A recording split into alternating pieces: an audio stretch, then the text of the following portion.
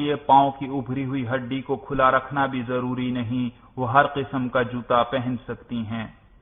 احرام کے دوران مرد حضرات کے لیے اپنا سر اور چہرہ دونوں اور خواتین کے لیے صرف چہرہ ہر وقت کھلا رکھنا ضروری ہے۔ سوتے، جاگتے، چلتے پھرتے کسی وقت بھی ان کو کپڑے سے نہ ڈھانپیں۔ چونکہ خواتین کے لیے نامحرم مردوں سے پردہ کرنا فرض ہے اور بے پردہ رہنا جائز نہیں، لہذا خواتین نامحرم مردوں کی موجودگی میں دوران احرام چہرے پر نقاب کا کپڑا اس طرح لٹکائیں کہ وہ چہرے سے الگ رہے، اس کے ساتھ نہ لگے۔ اس کے لیے یا تو نقاب کو ہاتھ سے پکڑ کر چہرے سے تھوڑا جدا رکھیں یا نقاب کے نیچے کوئی ایسی ٹوپی وغیرہ پہن لیں کہ نقاب کا کپڑا چہرے سے جدا رہے۔ خواتین بھی احرام کے لیے اسی طرح 2 رکعت نفل پڑھ لیں بشرطے کہ پاکی کی حالت میں ہوں اور مکروہ وقت نہ ہو، اور پھر اسی طرح احرام کی نیت کر لیں، مگر تلبیہ بلند آواز سے کہنے کی بجائے آہستہ آواز سے کہیں۔ اگر خود تلبیہ یاد نہ ہو تو کوئی دوسری عورت یا محرم یا خامند کہلوا دے۔ خواتین سے متعلقہ ایک اہم مسئلہ یاد رکھیے، احرام کی ابتدا میں 2 رکعت نماز جو پڑھی جاتی ہے وہ سنت ہے۔ گھر سے روانگی کے وقت اگر عورت کے مخصوص ایام جاری ہوں تو کوئی حرج نہیں، اس سے احرام پر کوئی اثر نہیں پڑتا۔ عورت اس حالت میں بھی احرام کی نیت کر سکتی ہے اور تلبیہ پڑھ سکتی ہے، البتہ احرام کے شروع میں پڑھی جانے والی 2 رکعت نماز چھوڑ دے اور احرام کی نیت کر کے تلبیہ پڑھ لے تو احرام کی پابندیاں شروع ہو جائیں گی۔ ناپاکی کی اس حالت میں عورت نماز نہیں پڑھ سکتی، قرآن کی کوئی سورت یا آیت تلاوت نہیں کر سکتی، البتہ باقی کے ذکر و اذکار، تلبیہ اور درود شریف وغیرہ پڑھ سکتی ہے۔ اس مبارک سفر کے دوران خوب ذوق و شوق اور کثرت سے تلبیہ پڑھتے رہیں، مرد بلند آواز سے اور عورتیں آہستہ آواز سے۔ نیز اس سفر سے پہلے ہی سفر کی نماز کے مسائل اچھی طرح سیکھ لینے چاہیے۔ احرام کی پابندیاں۔ حالت احرام میں مردوں کے لیے سر اور چہرے کو کپڑے سے ڈھانپنا اور ایسا جوتا پہننا منع ہے جس میں پاؤں کی پشت پر ابھری ہوئی ہڈی چھپ جائے۔ مرد حضرات حالت احرام میں تمام نمازیں کھلے سر پڑھیں گے۔ اسی طرح مردوں کے لیے سلے ہوئے کپڑے پہننا منع ہیں، یہاں تک کہ جرابیں بھی نہیں پہن سکتے۔ احرام کی چادروں کے نیچے بھی کوئی سلی ہوئی چیز، بنیان یا جانگیا وغیرہ نہیں پہن سکتے۔ حالت احرام میں مرد و عورت دونوں کے لیے سر اور جسم کے بال کاٹنا منع ہیں، حتیٰ کہ جسم کے کسی حصہ کا ایک بال بھی نہیں توڑ سکتے، ناخن نہیں کاٹ سکتے، خوشبو نہیں لگا سکتے، بلکہ کوئی خوشبودار چیز یا خوشبودار صابن بھی استعمال نہیں کر سکتے۔ البتہ اگر خود ہی ناک میں کوئی خوشبو پہنچے تو اس میں کوئی حرج نہیں۔ خاوند اپنی بیوی سے صحبت نہیں کر سکتا، بلکہ شہوت والی باتیں یا شہوت سے اسے ہاتھ بھی نہیں لگا سکتا۔ کسی جانور کا شکار نہیں کر سکتے، بلکہ اپنے جسم کی جوں کا مارنا بھی منع ہے۔ اسی طرح جسم سے میل دور کرنا، جسم کو بغیر خوشبو کے صابن سے دھونا، سر اور داڑھی کے بالوں میں کنگھی کرنا مکروہ ہے۔ احرام کی ممنوعہ چیزوں میں سے کسی کا ارتکاب کرنے سے بعض صورتوں میں صدقہ واجب ہوتا ہے، بعض صورتوں میں دم یعنی بکری وغیرہ کی قربانی واجب ہوتی ہے، اور بعض صورتوں میں بڑا جانور یعنی گائے یا اونٹ ذبح کرنا پڑتا ہے، جبکہ بعض صورتوں میں تو حج ہی فاسد ہو جاتا ہے۔ لہذا احرام کی ممنوعہ چیزوں سے بچنے کا خاص اہتمام کریں، اور اگر ایسی غلطی ہو جائے تو علماء کرام سے مسئلہ پوچھ لیں یا قابل اعتماد کتابوں میں دیکھ لیں۔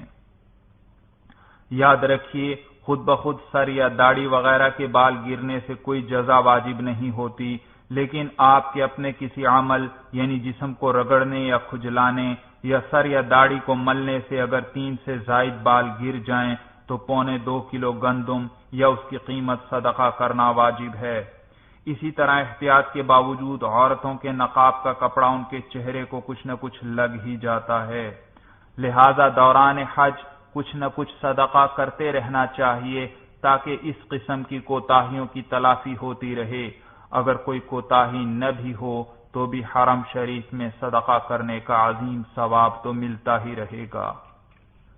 یاد رکھیے آپ حج کے مبارک سفر پر جا رہے ہیں جہاں 25-30 لاکھ افراد کا عظیم مجمع ہوگا، لہذا ابھی سے ذہنی طور پر اپنے آپ کو تیار کر لیجئے کہ اس سفر میں قدم قدم پر بے انتہا تکلیف و مشقت کا سامنا کرنا پڑے گا۔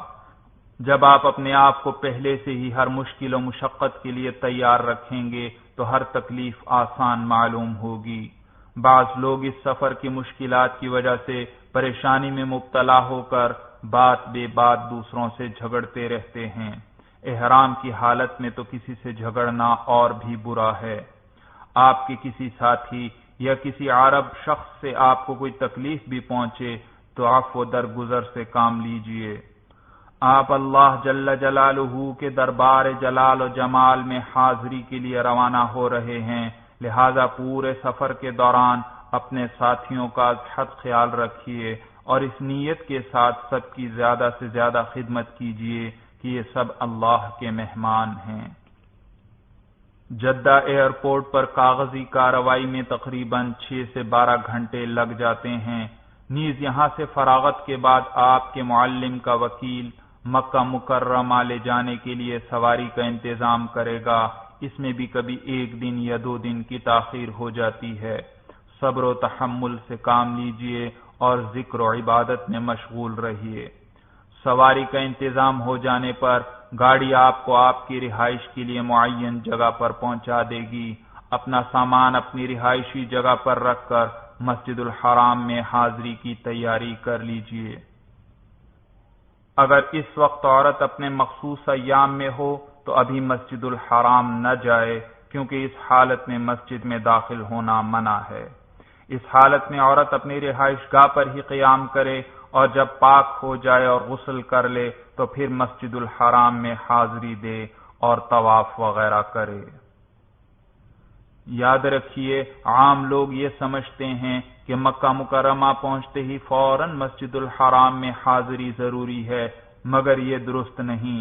اب آپ کو خانہ کعبہ کے پاس حاضری اور طواف و سعی جیسی عظیم نعمت حاصل ہونے والی ہے، لہذا ضروری ہے کہ طبیعت میں اطمینان اور نشاط والی کیفیت ہو تاکہ ذوق و شوق سے یہ افعال سر انجام دیے جا سکیں۔ چنانچہ اگر مکہ مکرمہ پہنچنے کے بعد بہت تھکن محسوس کر رہے ہیں یا طبیعت ٹھیک نہیں ہے تو اطمینان سے اپنی رہائش گاہ پر آرام کر لیجئے اور تھکن دور ہو جائے تو پھر مسجد الحرام میں تشریف لے جائیے۔ مسجد الحرام میں یا کسی مسجد میں جب بھی داخل ہونے لگیں تو اعتکاف کی نیت بھی کر لیا کیجئے۔ اس طرح جب تک آپ مسجد میں رہیں گے آپ کو اعتکاف کا ثواب بھی ملتا رہے گا۔ جب بیت اللہ پر پہلی نظر پڑے تو 3 مرتبہ اللہ اکبر لا الہ الا اللہ کہیے اور راستے سے ہٹ کر ہاتھ اٹھا کر خوب دعا مانگیے۔ یہ قبولیت دعا کا خاص وقت ہے۔ خوب خشوع و خضوع سے اپنے لیے، اپنے اہل و عیال، عزیز و اقارب، دوست احباب اور تمام مسلمانان عالم کے لیے اور دینی و دنیاوی مقاصد میں کامیابی کے لیے خوب طویل دعا مانگ لیجئے۔ دعا سے فارغ ہو کر طواف شروع کرنے سے پہلے ایک اور کام کر لیں تو آئندہ تکلیف سے بچ جائیں گے۔ بے انتہا ہجوم کی وجہ سے حرم میں ساتھی ایک دوسرے سے جدا ہو جائیں تو بڑی پریشانی کا سامنا کرنا پڑتا ہے، لہذا ابھی سے کوئی جگہ ملاقات کے لیے متعین کر لیجئے۔ مسجد الحرام میں کوئی نمایاں سے علامت مقرر کر کے ساتھیوں کو بتلا دیجئے کہ طواف کے بعد اس مقررہ نشانی کے پاس تمام ساتھی اکٹھے ہوں گے۔ خصوصاً آپ کے ہمراہ اگر خواتین ہیں تو ایسی کوئی جگہ متعین کرنا ضروری ہے، ورنہ بعض اوقات ایک دوسرے سے بچھڑنے کی صورت میں ناقابل بیان تکلیف کا سامنا کرنا پڑتا ہے۔ اب طواف کی تیاری کر لیجئے، وضو نہ ہو تو وضو کر لیجئے، وضو کے بغیر طواف صحیح نہ ہوگا۔ پھر احرام کی چادر کو اس طرح لپیٹ لیجئے کہ دایاں کندھا کھلا رہے، جیسا کہ اس تصویر میں دکھایا گیا ہے۔ اسے اضطباع کہا جاتا ہے۔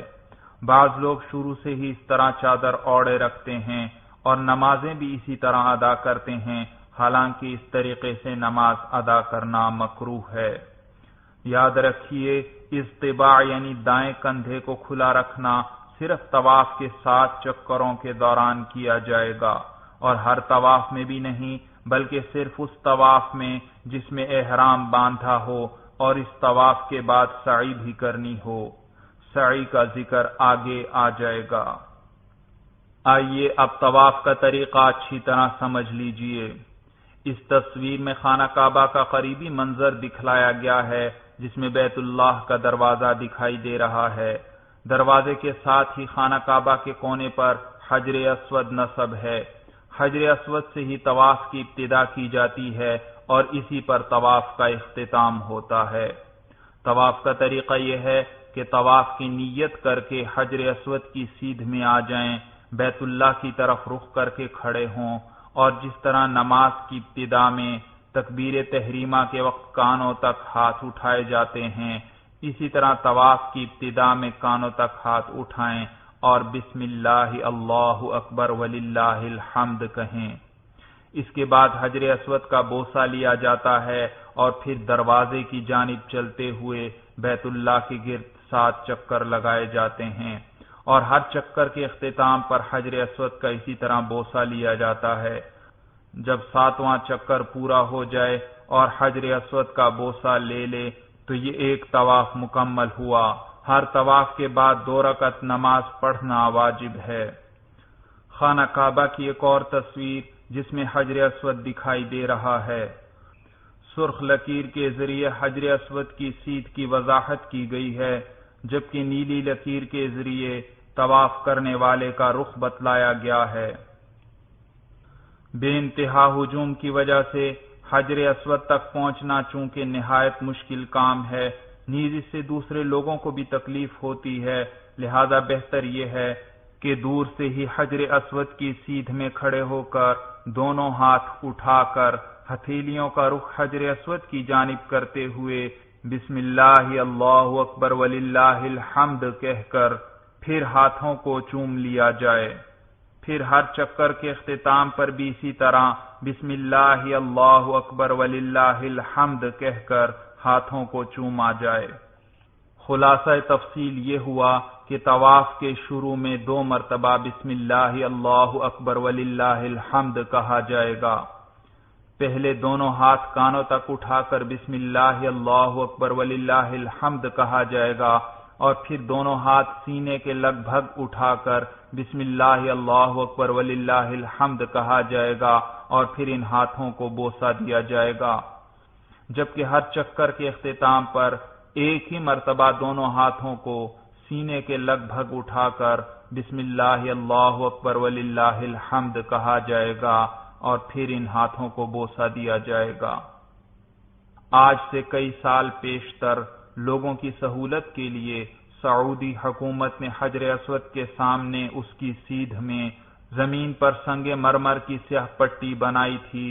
اس پٹی سے ہی طواف کی ابتدا کی جاتی اور اسی پر طواف کا اختتام ہوتا تھا، جیسا کہ اس تصویر میں سنگ مرمر کی اس پٹی کو واضح طور پر دیکھا جا سکتا ہے، جبکہ تیر کا دوسرا نشان طواف کا رخ بتلا رہا ہے کہ طواف کرنے والا دروازے کی جانب اس رخ پر چلتے ہوئے بیت اللہ کے گرد چکر لگاتا ہے، یعنی دوران طواف بایاں کندھا خانہ کعبہ کی طرف رہتا ہے۔